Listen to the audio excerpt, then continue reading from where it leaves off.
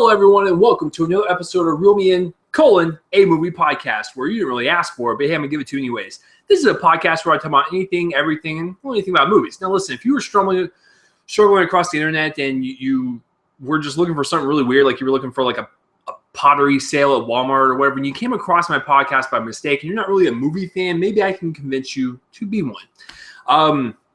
So how you guys doing? I haven't seen you guys in a week. What's going on out there? It's just me today, no guest. For this week's episode, I got some movie news to go over, some trailers to review, and of course, I'm going to give you my full-out review of Ant-Man, and I'm going to give you a brief review of Trainwreck because I do have a review on my YouTube channel. If you guys want to see me go more in depth on it, it will be on my channel. But as far as like skimming it and giving you the high points and stuff and some of the lows, I'll go ahead and give you that. And then, of course, the box office results for the weekend. I think you guys knows.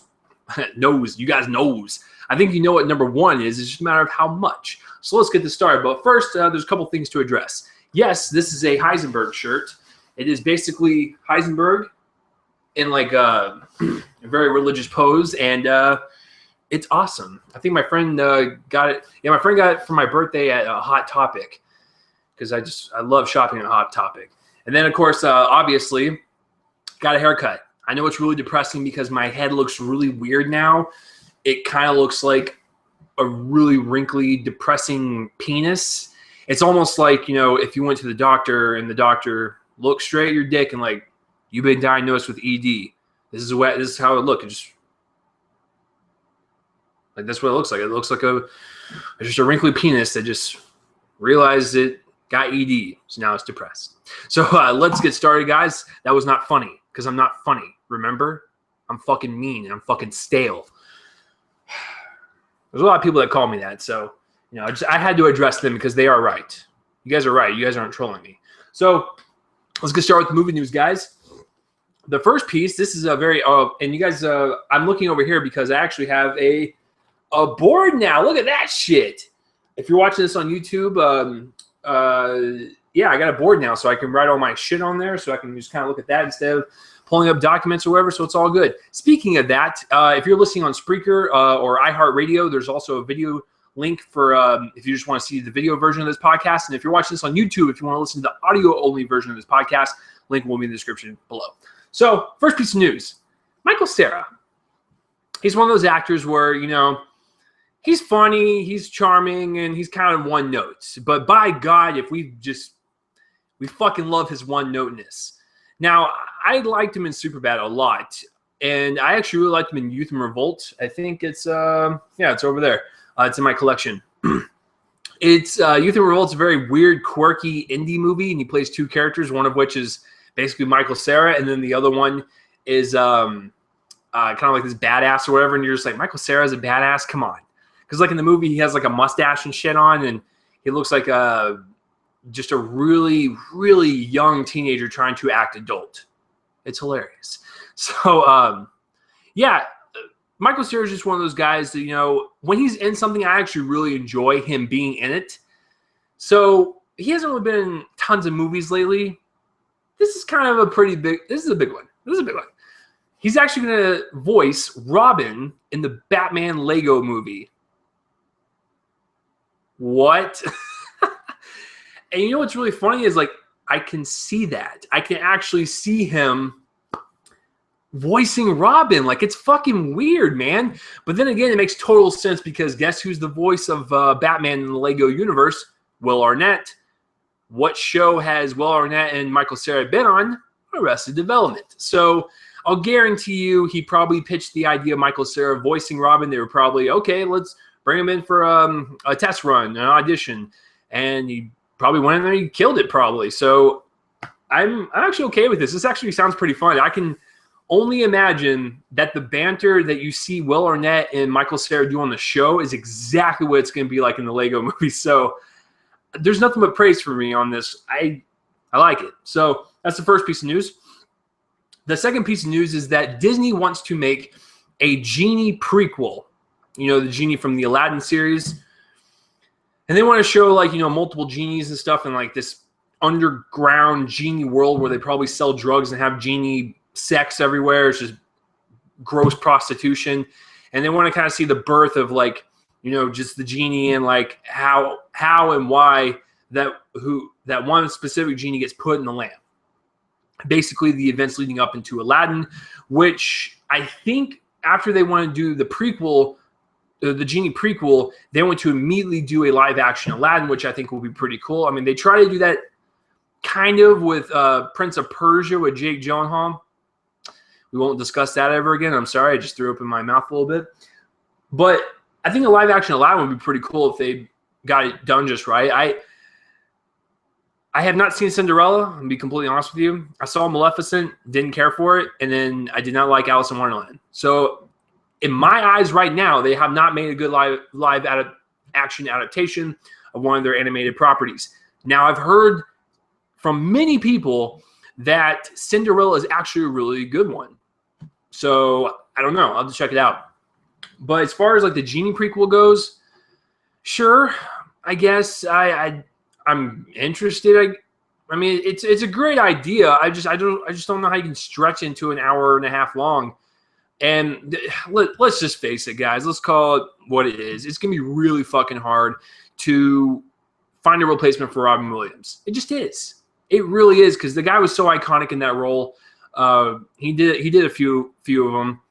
It's just, how do you replace Robin Williams, man? And he's gone, and like we can't get him back, and like I just hope they don't go down the route of like someone impersonating a Robin Williams type voice, and it's like, dude, you get the fuck off, like go away, please. I just want someone to bring their own unique voice and someone that's completely different, because the Robin Williams voice casting Aladdin was genius. It was pure gold. We don't really need someone try to emulate that. Just be your own thing. So as far as the prequel goes, sure, I'm curious, but I'm actually more curious in the live-action Aladdin movie. So there you go. The next piece of news, this has been getting some heat on the internet, folks. All right. So, Comic-Con was last weekend, and I went over the trailers. I really love the Suicide Squad trailer. I'm not going to kill you. I'm just going to hurt you. Really, really bad. I love that line. And I really like the Batman v Superman trailer. I saw the leaked Deadpool trailer. That was pretty nice. I saw bits and pieces of the leaked X-Men Apocalypse trailer, but I decided to stop. I was like, you know what? I got to stop doing this. I just want to wait for the HD stuff. So what was released this week is that Entertainment Weekly had a whole X-Men Apocalypse spread across their issue. So there's pictures everywhere. The pictures... Okay, so in most of the pictures you have, there's some Magneto ones, there's some Psylocke ones, which is the new mutant played by Olivia Munn. And then, of course, the biggest one that everyone is talking about is Apocalypse, played by Oscar Isaac. He does, yes, I will agree. He does not look like what he's like in the comics. In the comics, he's like this big, bulking gray dude with blue armor and like an A on his belt.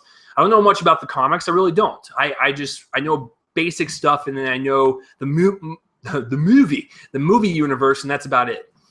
So as far as like the look goes, he's kind of like my height, maybe a little shorter. I'm 6'4", but in the picture it looks like Oscar Isaac is so short, and Apocalypse is like the biggest baddie in the X-Men universe from what I've read, and so he's like the size, like half the size of me.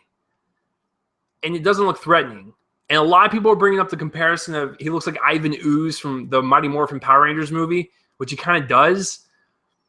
But overall, I don't think it's a bad look. And you guys have to keep in mind, this movie actually comes out in 10 months. I thought it was about a year, but apparently time flies by. It comes out about 10 months. In that time, they can do a lot more special effects work. They can do a lot more stuff to enhance just the way he looks. That may not be the finished thing. If it is the finished look, I hope he's threatening on screen, because he doesn't look threatening. I mean, that's basically my only complaint, is that I don't know how he's portrayed. Maybe this was the route that worked best for the movie. I don't know. Maybe they tried the whole gray and blue look. Maybe it didn't work for film. You just have to keep in mind that comic books, novels, graphic novels, movies, television, newspaper, whatever the fuck, It's all different. It all has to adapt to its specific medium. And sometimes the comic book does not work for the big screen. Case in point, look at Wolverine. His iconic yellow and blue spandex suit that looks like he got it at a Halloween store. Works for the comics. It would look dumb in the movies, and you have to admit that. Now, if they did like maybe a darker yellow, I might be okay with it. But if they full on went by the comics and did like bright ass yellow and bright ass blue, it would look stupid for the movies. So maybe they tried it. Maybe it didn't work. So they tried this whole like kind of purple, magenta, whatever on him. Maybe that's the only thing that worked. I don't know. So as far as the looks goes, I'm kind of okay on the Apocalypse look. He's very purple. He's very stout. He doesn't look like he's very threatening. And then I actually like Magneto's look. He's got this like cool leather outfit. It looks really badass. And then Psylocke looks fine. They showed Storm with her mohawk. She looks pretty cool. And I think that's it. But Apocalypse was the main one that everyone was griping about. I think it's okay. I kind of wanted to see it in action first because someone brought up a good point about Quicksilver from Days of Future Past. I will be the first one to admit I was one of those fucking people that saw the outfit that Quicksilver had in the EW spread from last year, and it looked dumb. It looked like something that he got at a Halloween store, and he did those Carl's Jr. ads, and it's like, dude, what the fuck are you doing? You're completely tarnishing the character. We haven't even fucking seen it yet. But then, when you watch the movie, Quicksilver is one of the most talked about parts. So, and the same thing goes for the Batman casting when Michael Keaton was cast. Same goes for the Joker casting when Heath Ledger was cast. Everyone fucking doubts everything before they see one lick of footage. And the same goes for Ben Affleck. Now, we have seen some footage, but we haven't really seen it like full on to where we can judge. But everyone at the beginning, and I will always attest to this, that people were just bitching about Ben Affleck being Batman. I was always on his side. You can even go on my YouTube page. I even made a video that day that he was casted as Batman. And I was like, I like this. I like this choice. I still do. I still stand by it. We got to see it in action first, folks. But as far as the pictures go, yeah, not really a good way to represent one of your biggest villains in the X-Men universe. It's just okay with me. We got to see it in action, though. So that's my thoughts on the X-Men photos from the Entertainment Weekly spread. If you want to see the more in-depth, just type in Entertainment Weekly X-Men Apocalypse, and they should pop up. So the last piece of news, this is a very interesting piece of news. Jonathan Goldstein and John Francis Daly, and John Francis Daly is he played Sam on Freaks and Geeks. He also played the quiet guy on Waiting, the restaurant movie. He was super hilarious because he only had like a few sentences, but they were so powerful and so funny that it was just great. They are the writers of like Horrible Bosses 1, Horrible Bosses 2, and they're also writing the Vacation reboot starring Ed Helms and Christina Applegate coming out at the end of July. What's the piece of news? Well, these two guys are tapped to write the new Spider-Man for the Sony Marvel partnership. So I like it. I do. I know I'm hesitant about it because I'm just honestly trying to think about it, but Kevin Feige has specifically said that they want to go for more of a high school, like John Hughes type of Spider-Man, which is interesting because John Hughes came up with the characters and all that stuff for the Vacation movies, and they're writing the reboot, and they want it like John Hughes, and they're writing Spider-Man, so it's all fucking connected, folks. Illuminati has struck again. But these two guys writing Spider-Man, if they want to go the more John Hughes route and have more comedy, that's fine. As long as they just make a good movie, I could care less if it's the majority of it's comedy and like a little bit's drama and like some action.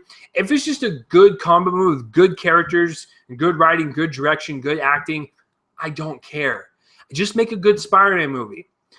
They're not going to just make it yuck, yuck, yuck, R-rated, just dick and fart jokes all over the place. No, they're going to tone it down for a little bit because it's got to be PG-13. So,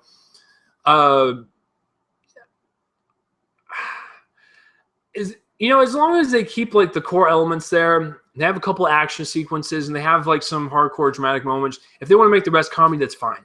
But I think having these two guys write it, it's interesting. The two guys that directed Captain America Winter Soldier, Joe and Anthony Russo, they did episodes of Community. They directed You, Me, and Dupree. And they ended up directing one of the biggest Marvel movies to date. And it's beloved by most people. And, they're writing Civil War and Infinity War. I'm trying to think of another example. I really can't think of one, but that's a pretty good example. So the Russo brothers were mainly from comedy. They come over and make a kick-ass action superhero movie. So I'm all on board. I'm curious. That's all I gotta say. But I like them as writers. I actually like the first Horrible Bosses. I even like the second one. It's not as good as the first one, but I still enjoyed the second one. So I'm curious. Yeah, that's all I can say about it. So that's it for the news this week, guys. Kind of a short news week, but there's really nothing out there. Let's jump into the trailers. There was one kind of so-so one. There was another so-so one. And then there was one that will literally melt your face off from its awesomeness. I'll talk about that one last. So let's get into the two okay ones. First one is Sisters. And this stars Amy Poehler and Tina Fey. And they're basically sisters. Duh. And they come back to their hometown. And they have to clean out stuff from their parents' house. That's it. And then antics ensue. Now, everyone that I have heard of on many other podcasts and just friends and stuff, actually, I just lied, I don't have any friends. But so just hearing from stuff on the interwebs, no one likes this trailer at all. Like, everyone is shitting on this trailer. I'm not going to praise it either. But I'm also going to be on the end of like, it was okay. I can see the potential there. And maybe this is one of those weird situations for a comedy trailer that they don't show us jack shit in the trailer and they show us all the good stuff for the movie. Now, maybe when they have a second trailer, maybe throw in one or two prime jokes in there and then maybe just rely on the story and stuff, and then maybe people will be intrigued again. But there's a lot of people that really hate this trailer. I think it's okay. I'm still curious about it because I love Tina Fey and Amy Poehler, but it was just an okay trailer, especially for a comedy. Because comedies, I look for the laughs, man. If they can't make you laugh, then there's a problem. There's a couple of times where I kind of smiled and grinned, but there wasn't like any laugh out loud moments,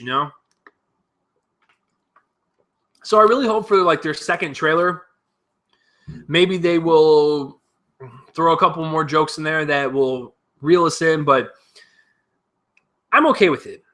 I know a lot of people are poo-pooing on it and stuff, but the Sisters trailer is just okay in my book. So that's all I got to really say about it. I love Amy Poehler and Tina Fey, and I have high hopes for it. Maybe I'm wrong.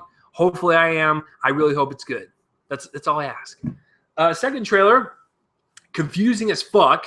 Not confusing as in like I didn't know like what was good. Well, kind of.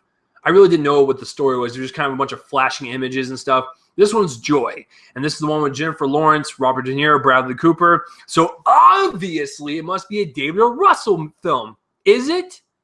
Yep, it is. So David O. Russell, he has done The Fighter, Silver Linings Playbook, and American Hustle. Just a quick recap on all three of those. I like The Fighter a lot. I love Silver Linings Playbook. American Hustle was okay. I own it. I enjoy some aspects of it, but it's a huge step down, in my opinion, of the other two. So this one stars Jennifer Lawrence, and she has kids, and she's a mom. Okay, Hollywood, I don't know what you're doing, but Jennifer Lawrence is my age, like literally in real life. So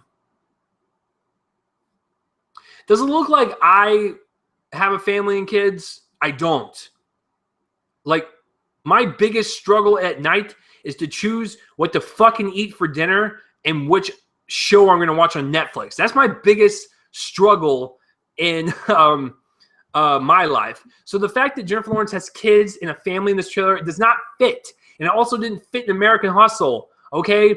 She's been married? What? She looks like a child. She has a baby face just like I do. Okay? She's the same age as me. It does not work for people our age to look like we have a family and kids because It doesn't connect that way. So no, I don't believe it.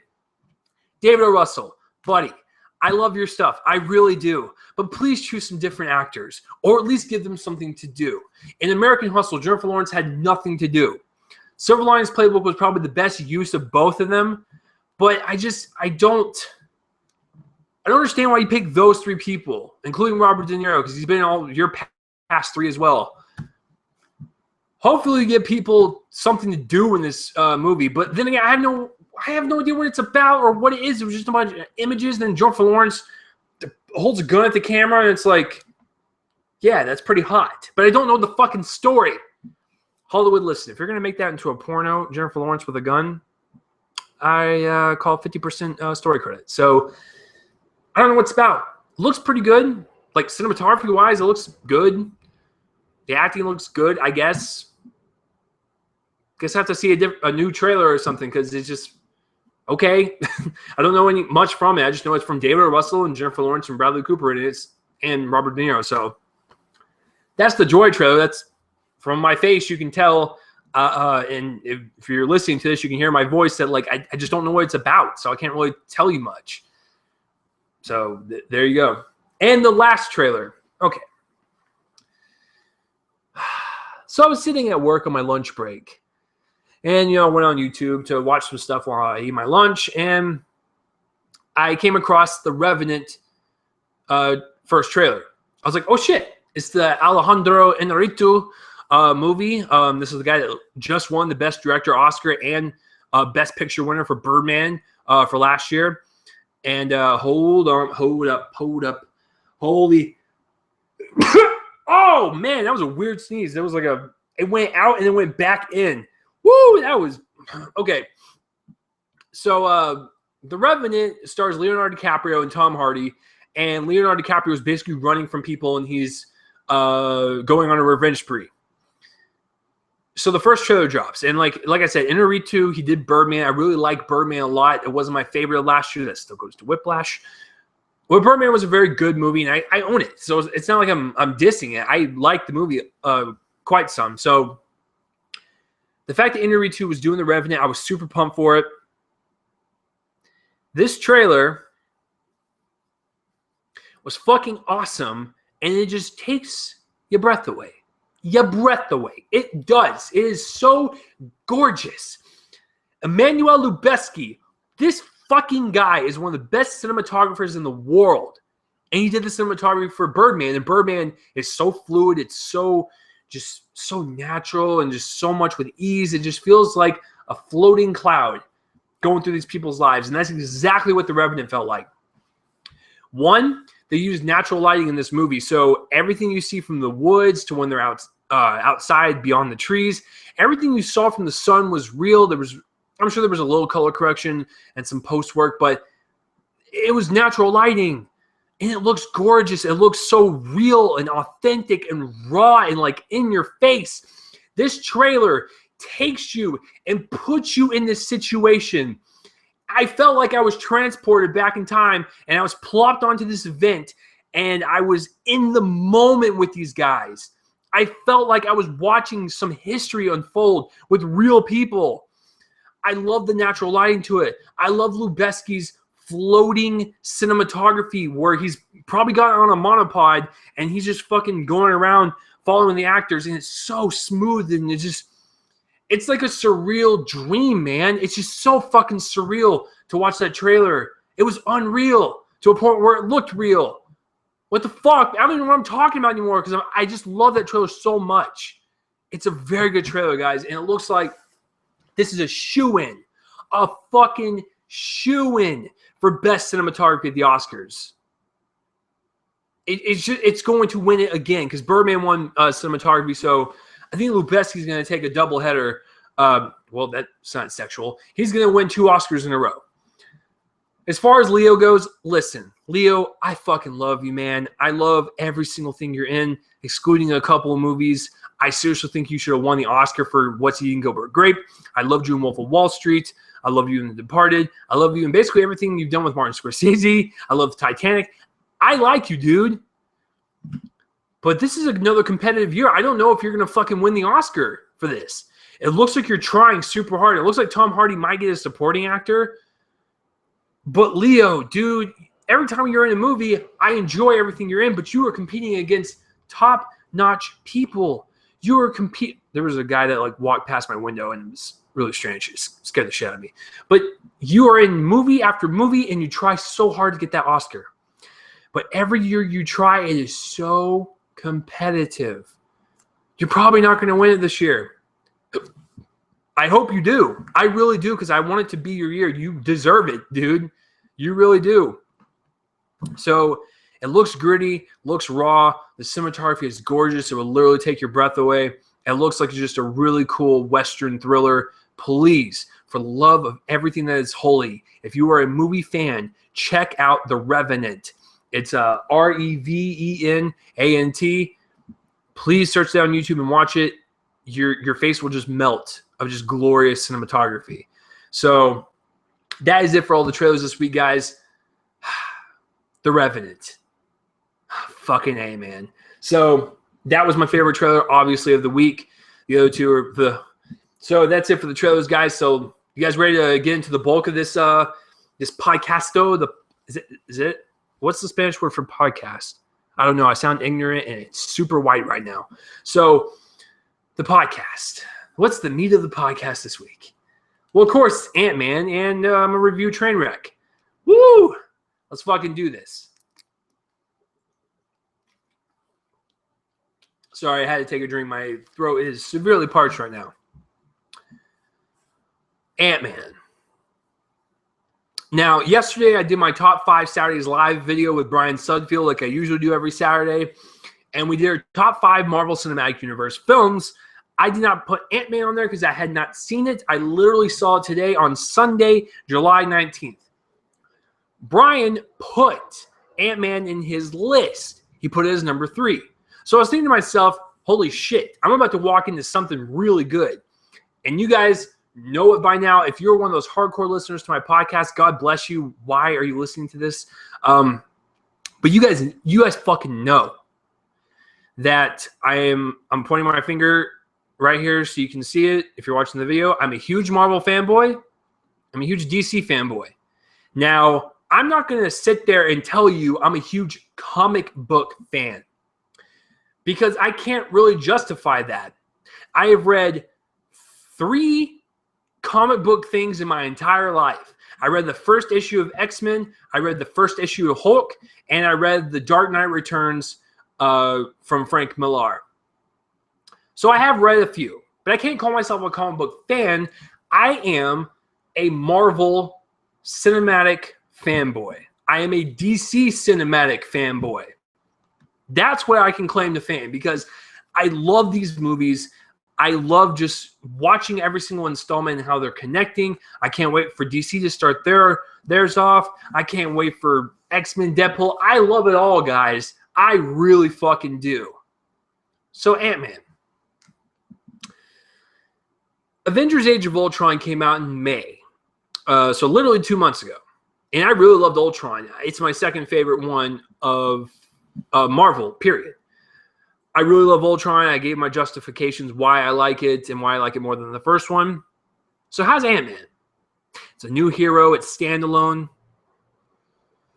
I gotta tell you, man, I might have to watch it again. But as far as my stance right now, I really like this movie. It's a lot of fun, and you cannot deny the fun aspect of it. So that's my opener for it. So before I begin,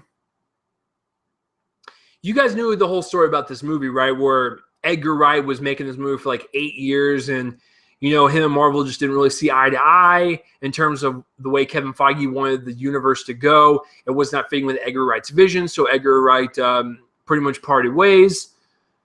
It's a sad story, but it happens in Hollywood all the time.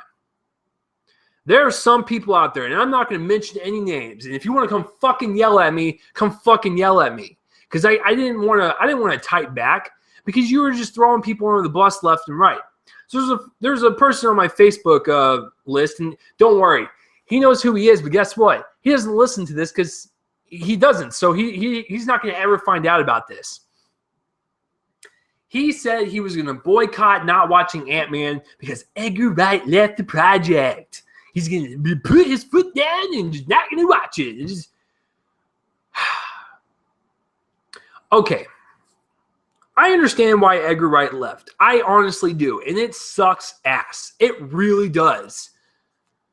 But it happens, man. It happens in Hollywood all the time. Those swap directors, those swap writers, those swap actors, they fucking do it all the time.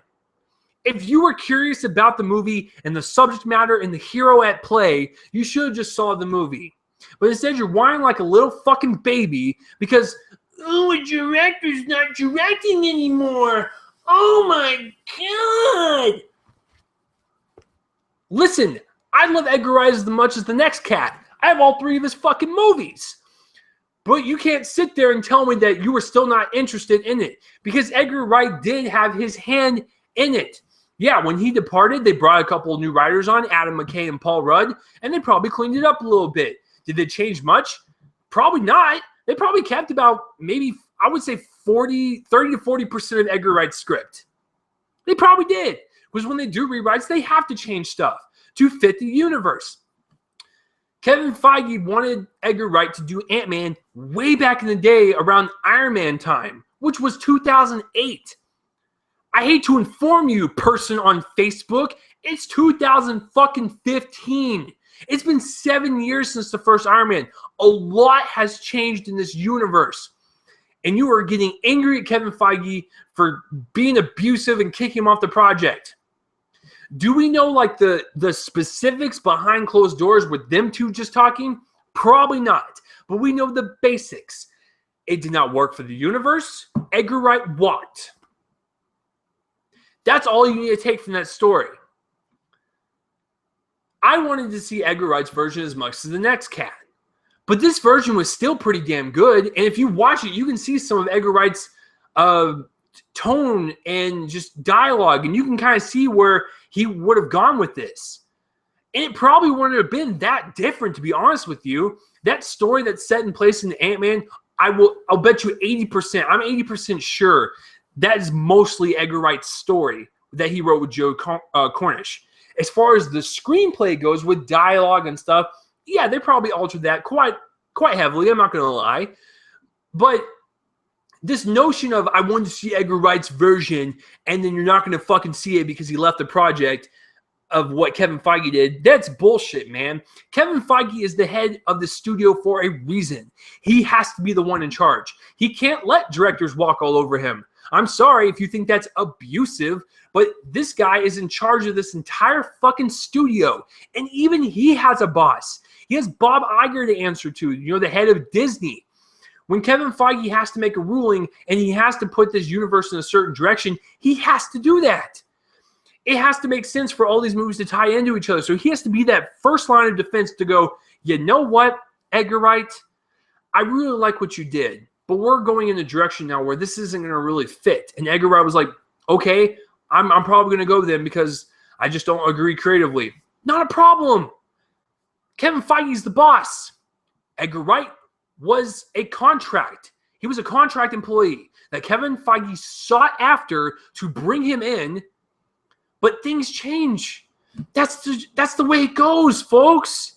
Like, I don't care about the whole abusive Marvel stories. Every actor from almost every studio's got like a fucking story to tell on abusive or they won't listen, they're power hungry. Yeah, because they're the ones with the fucking money. They hire people for contract work. That's what they fucking do. Kevin Feige has an obligation to make sure every single movie is exactly how he planned it out for the future. He has had his slate for Phase 3 going out to 2019. He has to make sure everything is on point. I totally get where they were coming from. I totally get the whole creative differences and splitting ways. It happens all the time. I get it. And like I said, I wanted to see Edgar Wright's version as much as the next cat. But shit happens, man. Move on. Another director came on. So you just sitting there going, you guys just don't know the facts and stuff. We know the fucking facts. We're still going to go see it because we are Marvel Cinematic fanboys. We like attending these movies and we like being in this adventure and we like being in the know with all these movies and stuff, we like having fun because Marvel is all about having fun. So, person on Facebook, you're never going to listen to this, but guess what? Grow up. Just go fucking see it. Jesus Christ. It was like a whole Facebook thread, and I like grabbed some popcorn, I entertained myself, and there was one person that completely just shut him down and knocked him in the nuts. It's fantastic. So with that being said about the whole Edgar Wright thing, I had to get that off my chest because it was bugging the shit out of me. Ant-Man is a different type of movie. This is more of like a heist movie meets a comedy, meets a little bit of drama. It's just really fun. It's a fun movie. And when the movie's over with, you sit there and you go, that was it? I want more. Like, it was so entertaining to watch. I've said this for years, ever since I saw Anchorman. Like, I think Anchorman was the first time I ever recognized Paul Rudd. So that was in 2004. Yeah, and then 40-Year-Old Virgin, he was in that as well. So for the past, 11 years, I've loved Paul Rudd. I loved Paul Rudd from the get-go. This guy is so charming and so likable to where he could pull off a superhero. At first, I was kind of like, well, that's interesting to cast him. But I was like, you know what? If the directors and the producers believe in him, I believe in him too. And guess what? I was completely wrong because he does a better job than most of the superheroes that are in this universe. And that's not a knock on the other actors. I think they do a fantastic job. But Paul Rudd brings that likability, that charm, that relatability, because he's the first superhero in this universe to have a child. First time to have a child at stakes. So a lot of people can relate to that because they're either, Paul Rudd's age or they have kids and stuff. So you can kind of relate to why he's doing what he's doing to protect his daughter and his family and stuff.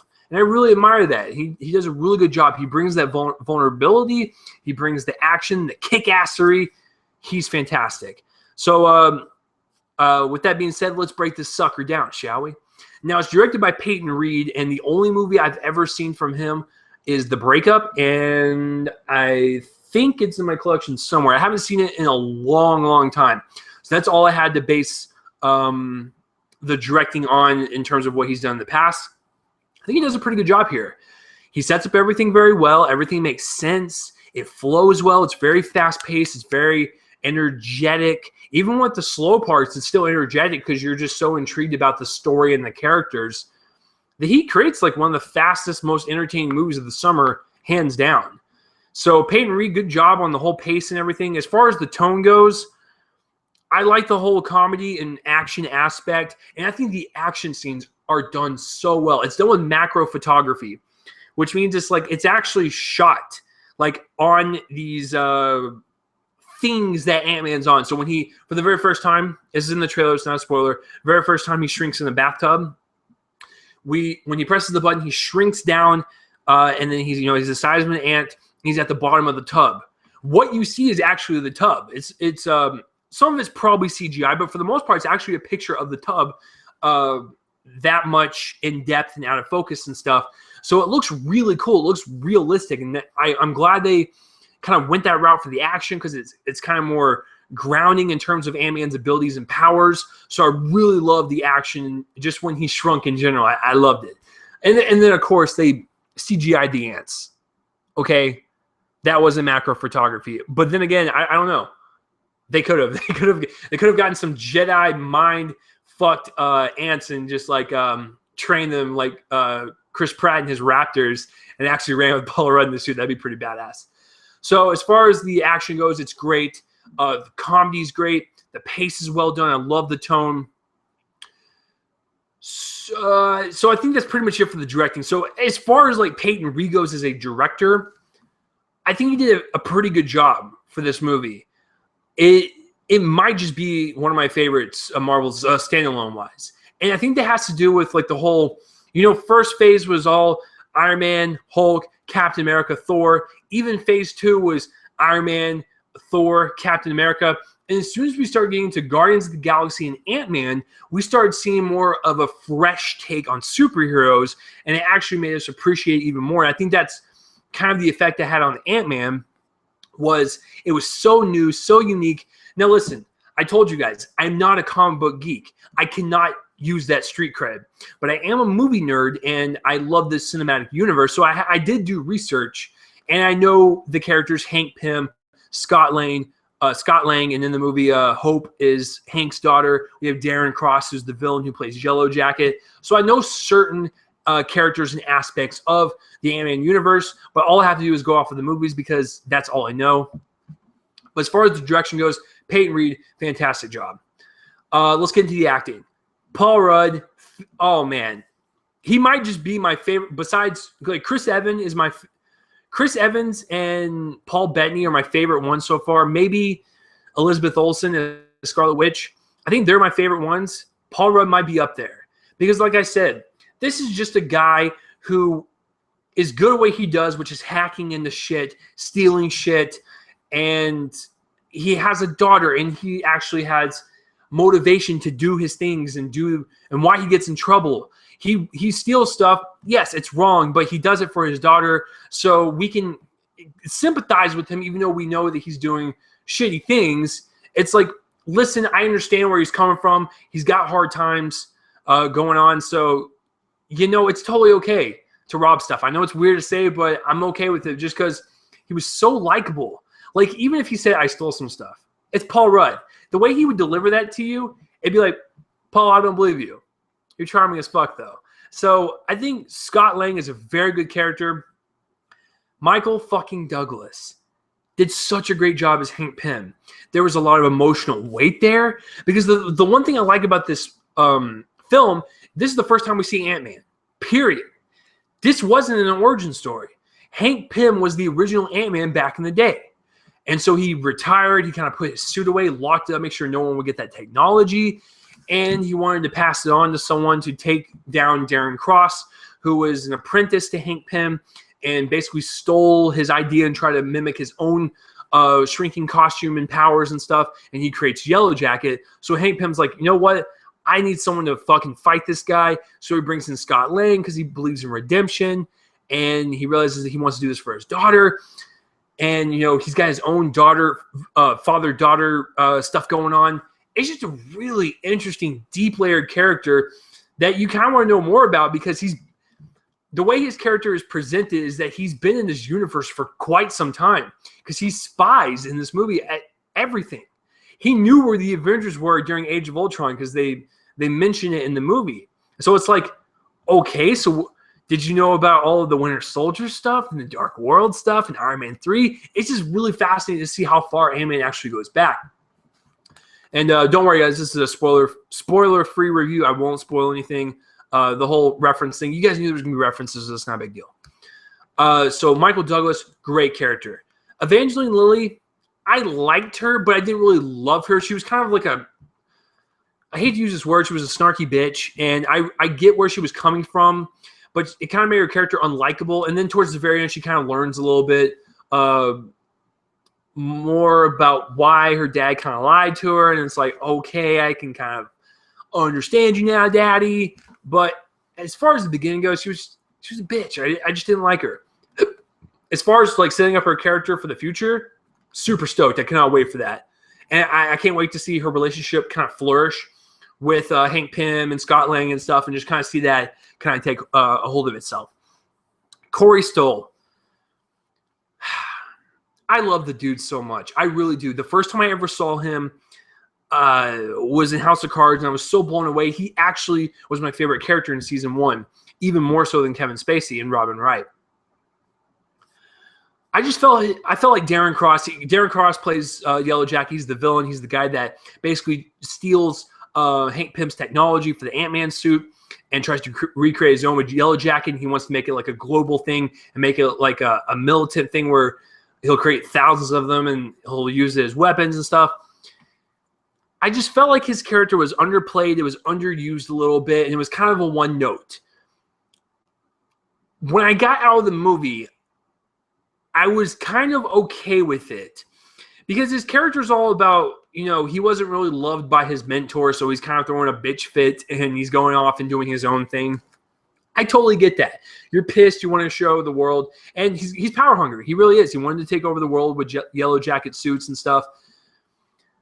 But it's just such a one-note, flat villain character. And I was like, I just wanted more. I understood the one side to him where he was kind of a fucking sociopath and he wanted to, he was power hungry and he wanted to create his own suits and make a lot of money off it. I get that. We understood that about his character. But that was it. So as much as I love Corey Stoll as an actor, and I think he really did a good job, like, he's kind of a menacing dude. Like, he can kind of switch it on you where it's like, hey, you want to be my friend? You want to get a drink? No, you don't. You want to actually fucking kill me. So, I mean, he's the type of guy that can kind of switch it back and forth. But I just thought his character was one note. It was kind of unnecessary. And I take it back, not unnecessary. I need more to it. And, you know, it's just, they make a sequel or they put Ant-Man's characters in more movies. I kind of wish Yellow Jacket would be more of a presence. So that's my thoughts on that. Michael Pena, T.I., and the other guy, they were kind of Scott's friends, and they were like the hackers, and they helped with the heist and stuff that Hank Pym hired them to do. Michael Pena was a great, funny side character, and so was T.I. That's all I can basically say about them.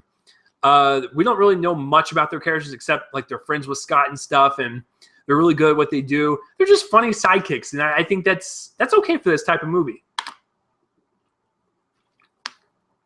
Because they're not really the main focuses or anything.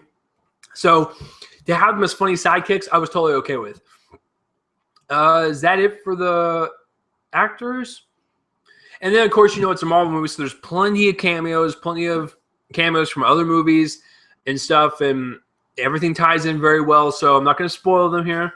So the acting, the winner for me, it's a tie between Michael Douglas and Paul Rudd.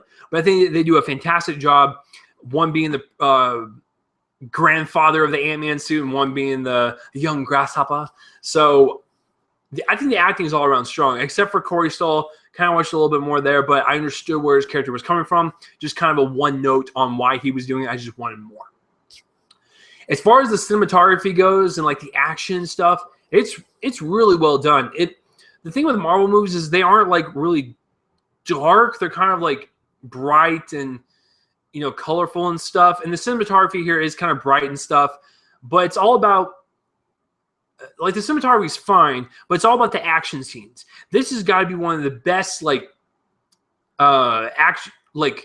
collection of action scenes I've seen in a Marvel film. I just love the fact that he can shrink, make the person kind of go, where the hell did you go? And then come back up to normal size, punch the shit out of its face, and do it all over again. And the fact that he's really small and he can be as strong as a bullet and he can kick your ass, being the size of a grain of rice, it's awesome. Those action scenes are so well done. They're so exciting. It's so exhilarating. I wanted to be in the Ant-Man suit and fight alongside him. So the cinematography is really good, but the action scenes are what you go for. And what's interesting about the action scenes is they're kind of directed and edited to a point to where they feel so epic and so grand scale, but you know it's just two fucking tiny things fighting.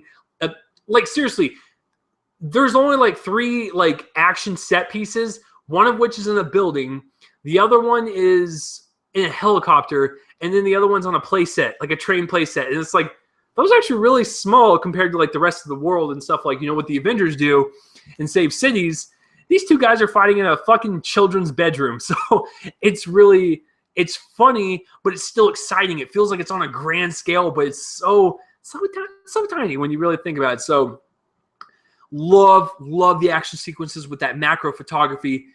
It's just so exciting to watch.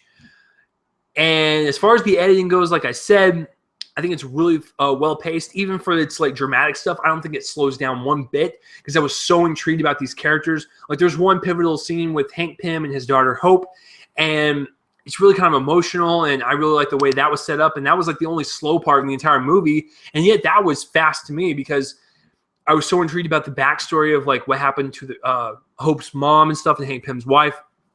So it was just really, really good.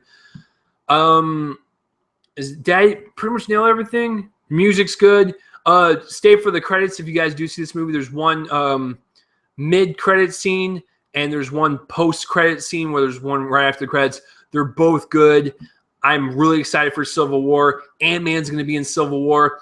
Me and my roommate were actually talking about this. Since Ant-Man 2's it's not in the Phase 3 slate, we think that Ant-Man's probably just going to play more of a part in like other movies. I think he's probably going to play a huge part in Spider-Man, which is going to be really cool. This is my speculation, though I don't know anything about that. But I think he'll probably play a huge part in Spider-Man. He's going to play a part in Civil War, probably play a part in Infinity War, Part 1 and 2. So Paul Rudd's here to stay. So is Hank Pym.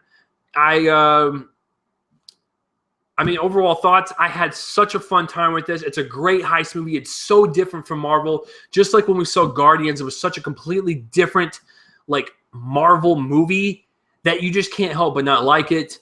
Some of the stuff was kind of cheesy.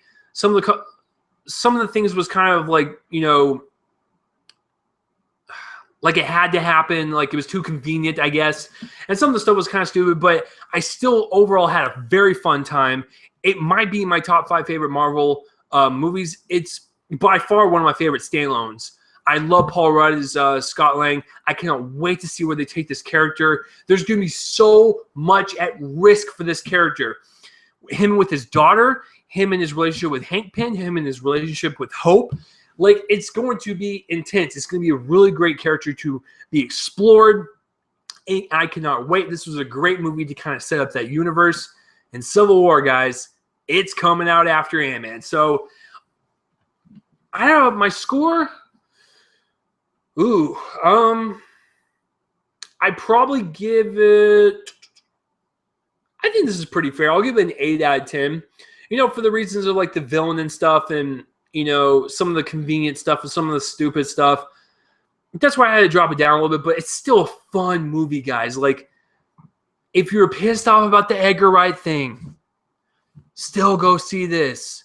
You'll have a blast, trust me. And if you're a fan of this entire universe and you love all the movies prior, there's references in this one. And that's the thing about it. Like, the one last thing to close out this review, all the references in this universe in Ant-Man felt natural. Nothing felt shoehorned in. It all felt genuine. It all felt just so natural. And I was so impressed on how easily you just fit in with the universe. So, and with all the references. So, 8 out of 10 for Ant-Man. I really enjoyed it. Actually, I think it's the same score as Age of Ultron. So that's the question. You guys are probably wondering which one's the best one. Which Marvel movie is the best one of the year?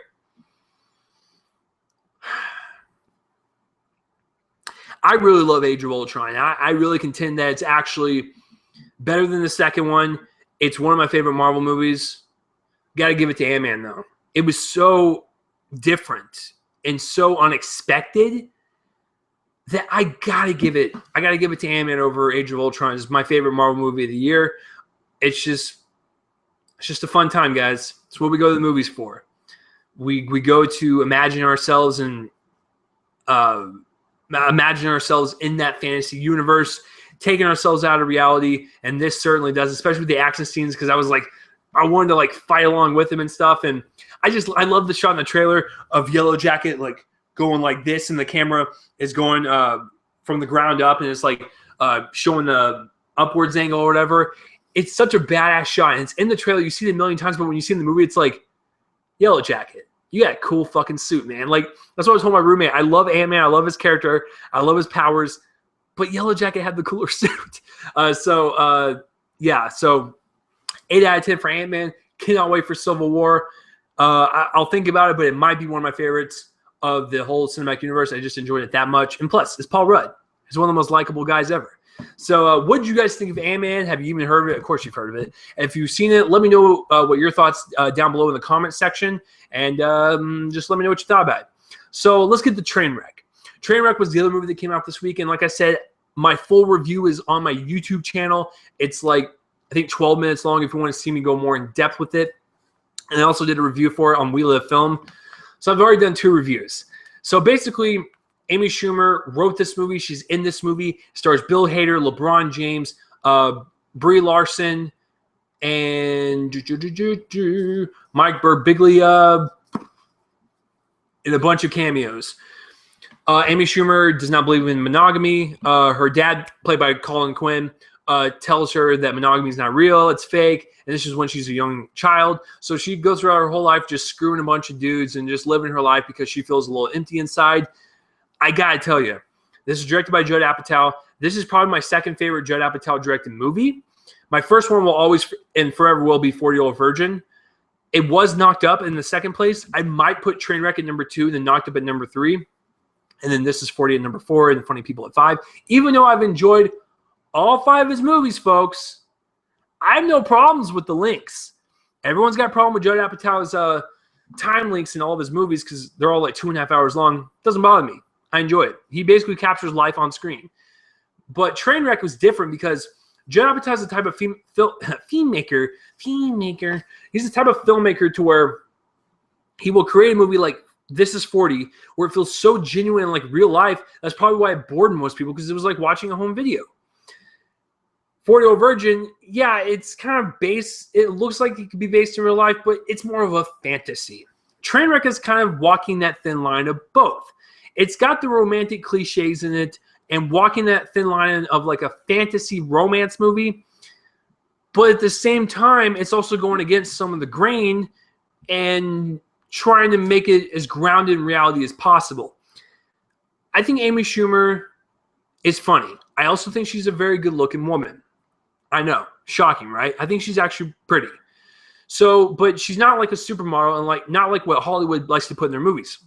So putting her as the main character really kind of makes it more relatable to us as audience members. And Bill Hader, he's a funny dude. He's not like the greatest model-looking dude either. So putting him as the opposite, opposite her, it makes sense. So that's what I like about Apatow's movies is he takes people that we can relate to because they're not supermodels, and we can be like, oh, we've been in that situation before. Yay. So basically, Amy Schumer goes through the tropes of, she screws a bunch of guys, and then she meets Bill Hader, and then they fall in love. So in a way, it is a cliche romance movie, but there's some parts that go against it to where it makes it kind of unique. I really, really loved Amy Schumer's acting in this. Listen, I'm not like the hugest fan of her. I am now. But I liked her stand-up and I liked her show, but I wasn't like in love with her. She's got some dramatic chops on her. And there was a couple scenes where I was like, holy shit, Amy, you really can act. And it really helped her. It made sense for her character. And her character was so broken. And so it made sense for her to, have these really emotional, dramatic scenes. And, her dad plays a huge part in this. It's a really well-written, broken character that I highly enjoyed. Bill Hader does a great job. All the supporting cast does great. LeBron James is actually pretty funny. And then, like I said, Amy Schumer's character, she's really funny when it hits. Her relationship with Bill Hader, I felt it. I felt like I was watching a real relationship, so that's a plus.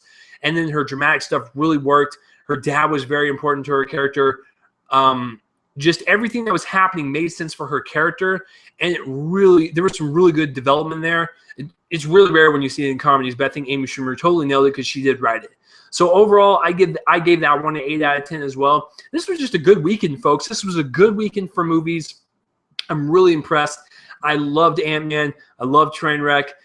Please go check him out. If you're not a Marvel fan, check out Trainwreck. And if you're not a fan of Judd Apatow or Amy Schumer, check out Ant-Man. If you're not a fan of either, do Inside Out because I'm not going to suggest Minions. So that's my brief review of Trainwreck. I highly enjoyed it. It's very, very funny, very dramatic. Still a cliched romance movie, but still kind of goes against the grain in some of the aspects. It's got really just good stuff in it. There's good stuff all around, acting, writing, etc. So if you want to see my full in-depth Trainwreck review, you go to my YouTube page. It will be on there. Check her out. So that brings us to the final portion of the podcast, ladies and gentlemen, the box office results for the weekend. Before I begin the top 5, I have to say that if my computer will stop acting terrible. Movies that came out this week, Mr. Holmes came out. This is the Ian McKellen movie. I really enjoyed this one. I gave it a 9 out of 10 on my video. If you see more in depth of that review, please go check it out. But it came in at number 10 with 2.4 million. Yikes. So, it didn't really come out in that many theaters, so it's okay. So, number 5, Holy shit, it's here to strike again. Jurassic World with 8 million, or no, 11 million, sorry. And so domestically, in the US and Canada, it's got 611 million. Holy fucking shit. And worldwide, it's got 1.5 billion. What in the hell? Has it passed the Avengers yet? Hold on. If my computer will stop acting like a damn fool.